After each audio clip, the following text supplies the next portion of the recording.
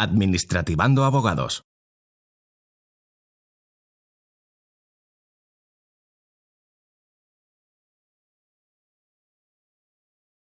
Hola a todos, bienvenidos a un nuevo vídeo del canal de YouTube de Administrativando Abogados, en el que cambiamos completamente de tercio y recibimos a Francisco Alemán. Hola, Francisco. Hola, ¿qué tal? Muy buenas tardes.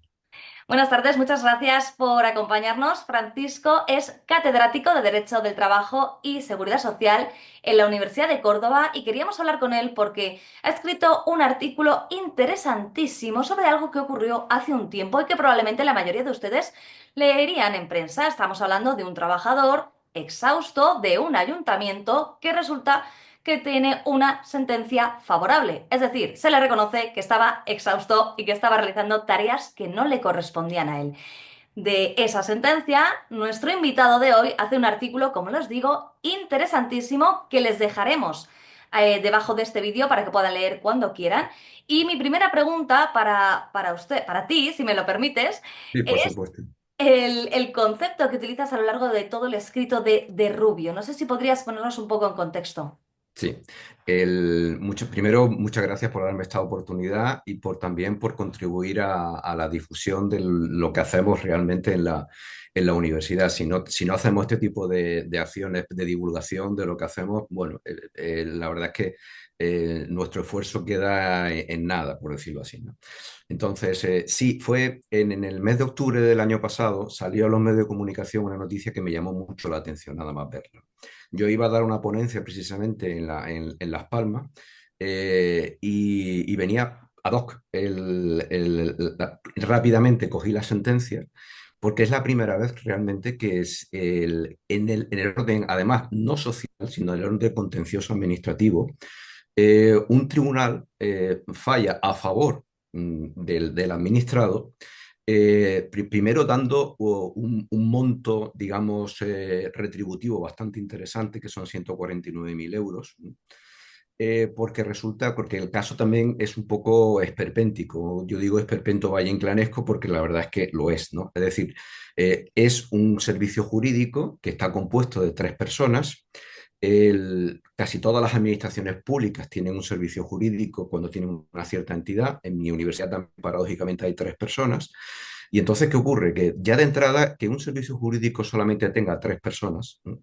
Para llevar todo lo que es un ayuntamiento, que no es solamente que tú tengas que estar respondiendo a las demandas digamos, a los litigios o teniendo que ir a foros, etcétera, etcétera. No, es que además tú eres el servicio jurídico del ayuntamiento y por tanto cualquier persona del ayuntamiento, del equipo del ayuntamiento que está en marcha, pues tiene dudas, le surge y por supuesto lo primero que hace es ver a ver qué me dice asesoría jurídica.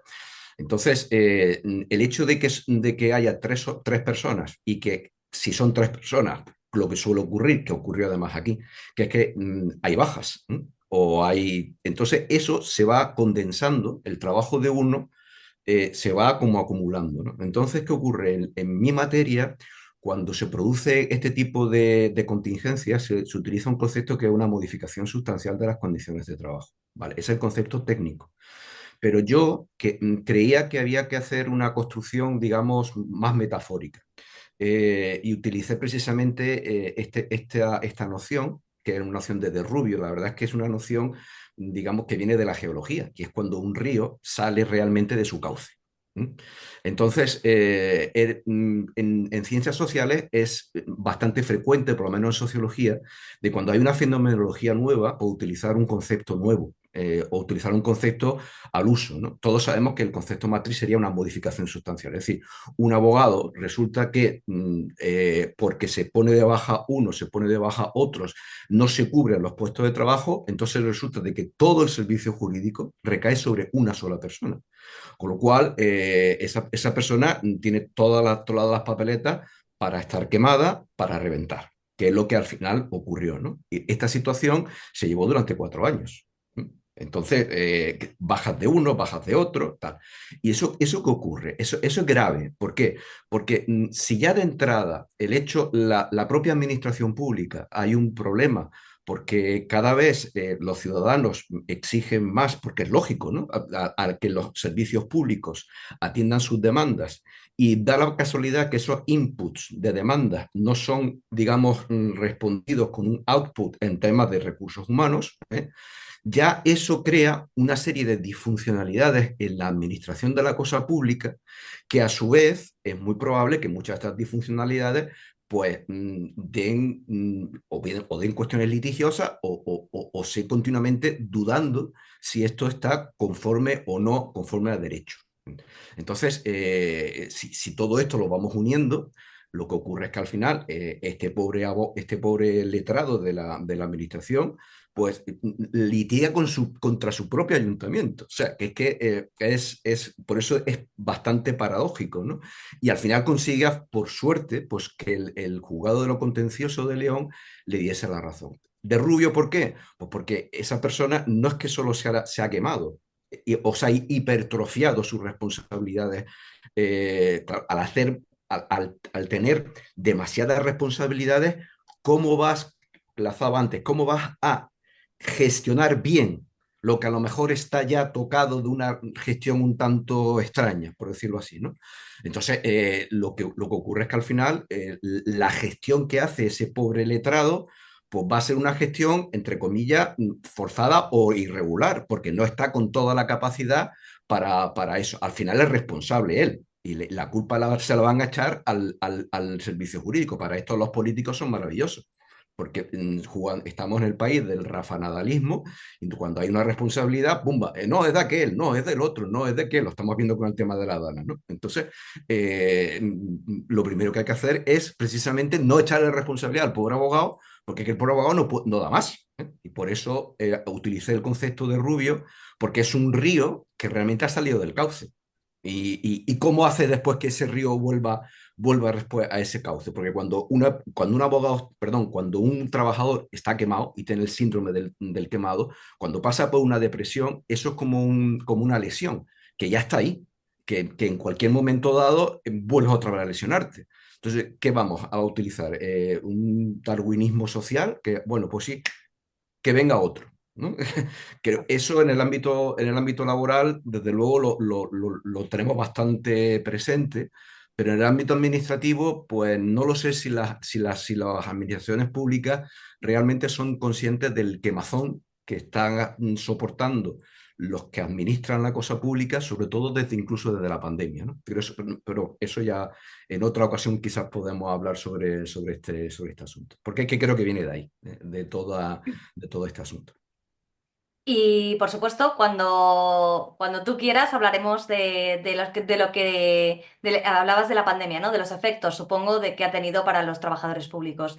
Y volviendo a este caso concreto, da la sensación, y también leyendo tu artículo, que una de las problemáticas que nos podemos encontrar en la actualidad de la administración pública son las relaciones de puestos de trabajo, que conocemos los que estamos en esto como RPTs, que quizá no se adaptan a las realidades, ¿no? De las administraciones. Sí, eso estoy de acuerdo.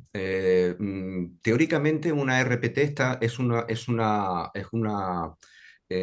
regla, digamos, que pone un poco de orden dentro de lo que hablábamos antes de los inputs y los outputs, ¿no?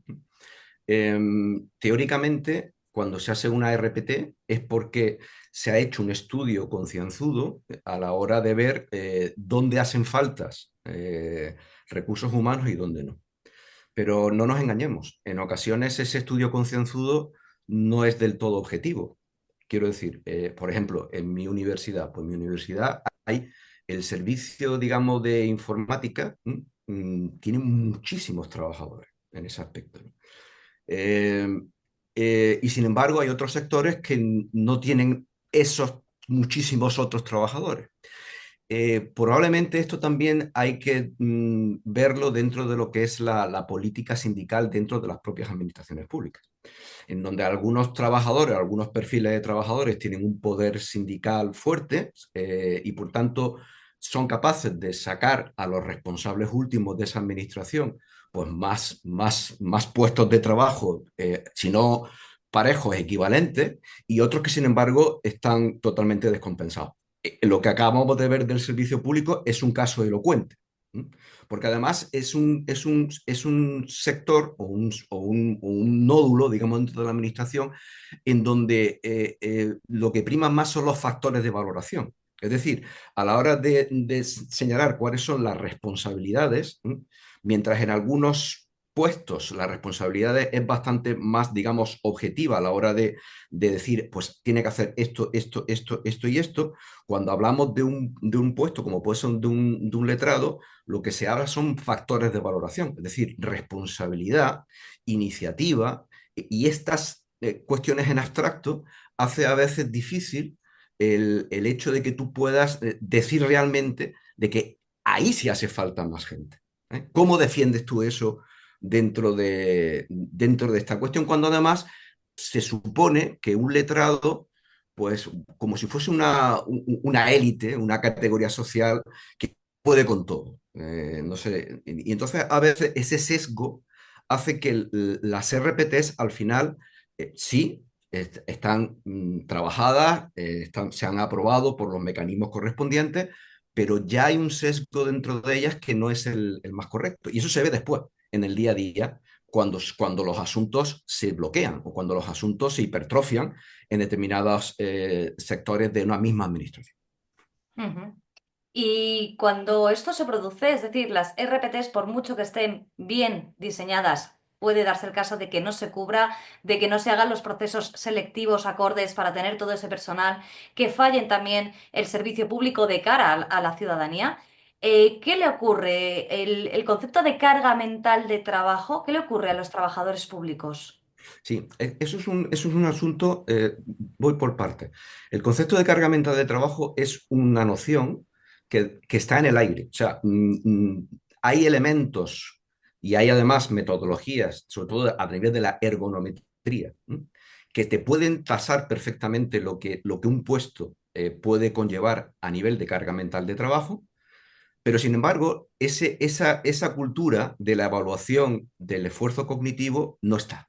O sea, esto nos lleva también a el cambio brutal que estamos sufriendo todos, del cambio tecnológico, que de pronto el trabajo se ha intelectualizado en todas partes.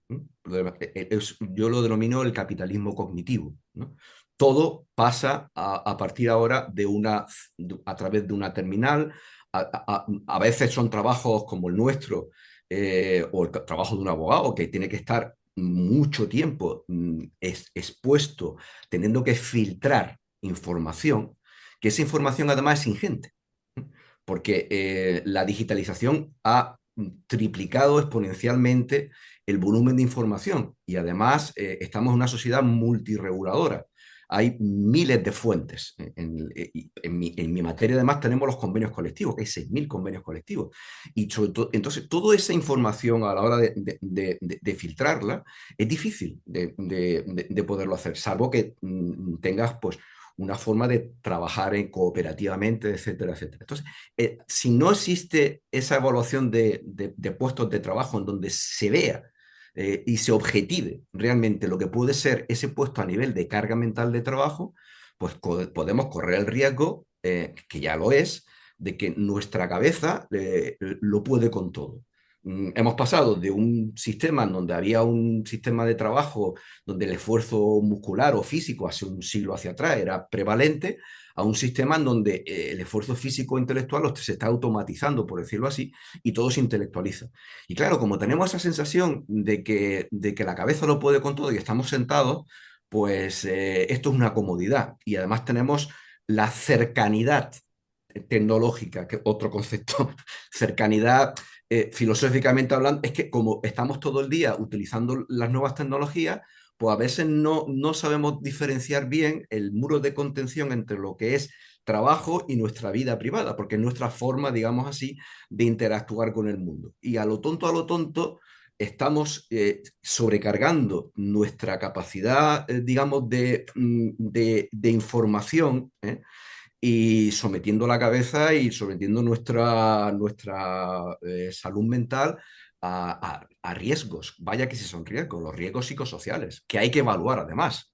Hay que evaluar en todas las administraciones. En el caso de León no había.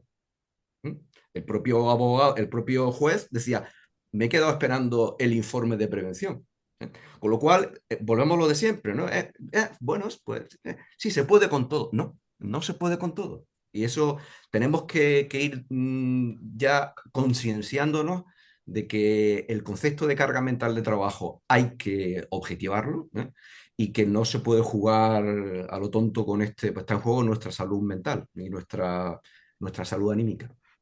Pues es cierto que el sector público español en muchos casos ha servido como motor para luego la empresa privada en algunas prerrogativas para los trabajadores, con lo cual a lo mejor todo esto de la carga mental de trabajo en poco tiempo es tenido en cuenta, aunque primero habría que hacer bien las RPTs y rellenar esos puestos de trabajo. Efectivamente, porque es que además esto viene con lo que hablábamos antes de la pandemia.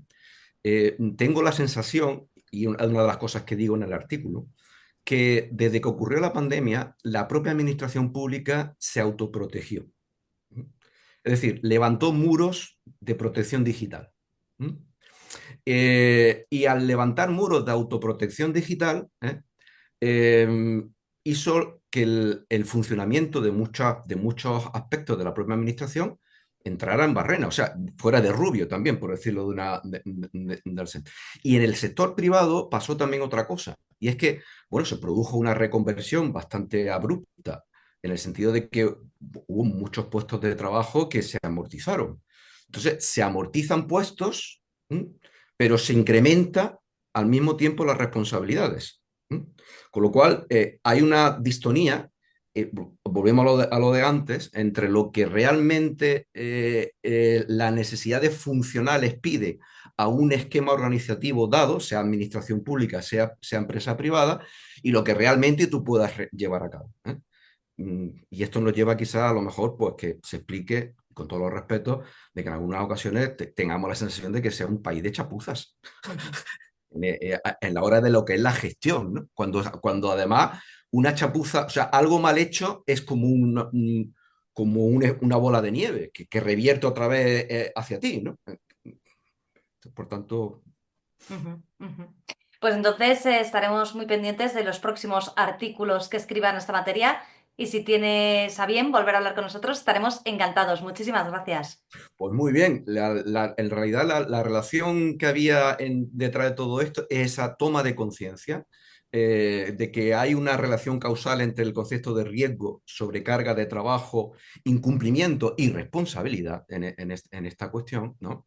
Y que también hay que decir que solamente con indemnizaciones de esta guisa, que es realmente cuando duele. Porque, claro, yo me acuerdo cuando salió la sentencia, el alcalde de León decía, vamos a recurrir la sentencia al TSJ. Pero claro, claro, es que ahora tú tienes que dar una respuesta. ¿Cómo es que estuvo ese servicio jurídico con una sola persona y a veces sin una persona? Cuidado, que ahí es cuando realmente se ve que sí va a haber responsabilidad patrimonial, pero vamos, corroborada en esa cuestión, ¿no? Entonces, ya cuando ya son indemnizaciones, entonces ya las empresas y lo público se lo cuestionan. ¿Mm? Ya no solo que tienes que la obligación de rendir cuentas, es que ahí no sale gratis el Ujú, mantenimiento de mirar para otro lado, procrastinar. Eso realmente, y en esos casos es cuando a lo mejor se pueden corregir estas deficiencias, ¿no? Que al final la pagamos todos. ujú. Pues muchísimas gracias por todo. Pues nada, Blanca, y encantado a todos los que puedan ver este vídeo y nada, a vuestro servicio.